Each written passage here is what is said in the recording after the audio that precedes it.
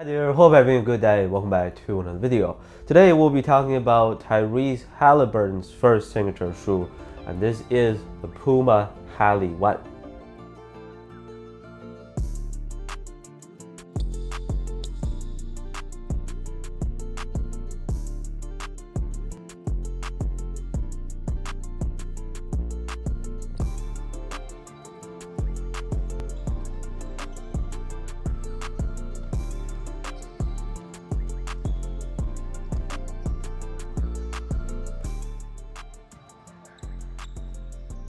So retail price is 130 US dollars.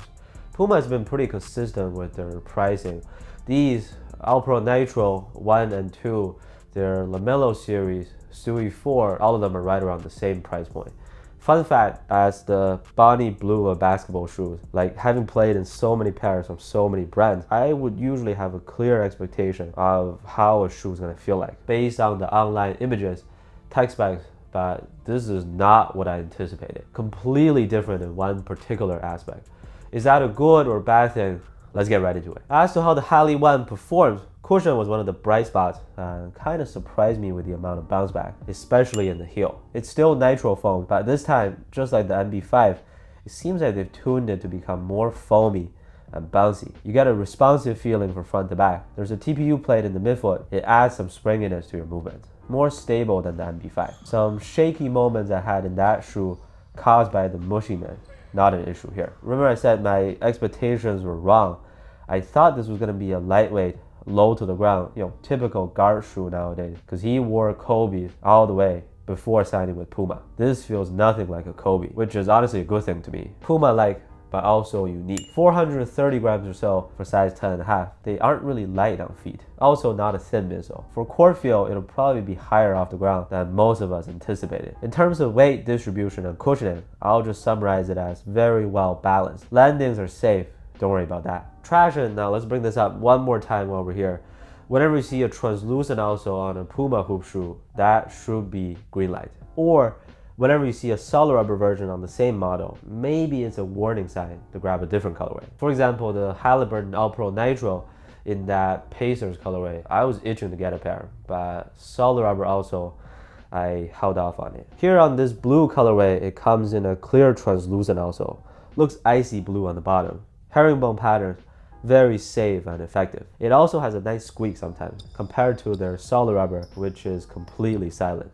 Dust pickup is manageable. You do have to wipe it off from time to time to get the best experience. But so far, I've had no problems whatsoever with the traction performance. Really grippy and consistent. For outdoor use, this also feels firm and sturdy actually. I hate to make speculations, but I'm guessing it's a yes. Definitely feels like it'll be durable enough to last a while. With the fit, the Hali 1 runs true to size. About average width, should be okay for wide footers. I mean, in comparison, this is wider and more spacious than the Opal Nitro 2. Another excellent performer this year, particularly in the toe box. Those are pointy. This one's more rounded, normal, and smoothly carved out in shape. Also wider in the midfoot area. Not much of a heel slippage concern here either. So for the majority of people, I just recommend going with your true size or usual sneaker size. Pretty straightforward. Materials are quite impressive in the sense that everything's very secure and supportive. The upper body of the shoe feels really strong. You can't bend it easily. At the same time, comfort isn't sacrificed. It feels nice and cozy on the interior. An average amount of padding. The tongue feels pretty soft and plush. Doesn't flap around, so that's good. Breathability gets a pass. Yeah, it's just a good shoe. The caging pattern on the sides, sculpted midsole shape, those are the Salehi Bembury touches for sure. Reminds me a little bit of his Crocs. Plus the Haliburton logo is really cool. Kinda cartoonish with a splash effect. Simple and clear design language, in my opinion. I actually love how rounded it is for the most part. Stewie 4, bulky. Opal Nitro 2, pointy, too sharp. MB5, irregular. Hali 1, smash. Overall, I think this is a top tier performer in most aspects. Excellent traction. Well, I can only speak for the translucent outsole. Excellent cushion. Not a lightweight, low to the ground type of shoe as I expected, but I'm perfectly happy with this product. They are fun and easy to play in. Almost a more subtle version of the Opal Nitro 2. They're both amazing. I might just wake up and pick a different one over the other, depending on the day. But as someone with slightly wider feet, I'll probably lean towards this Haliburton shoe, knowing that it won't be squeezing my feet anywhere.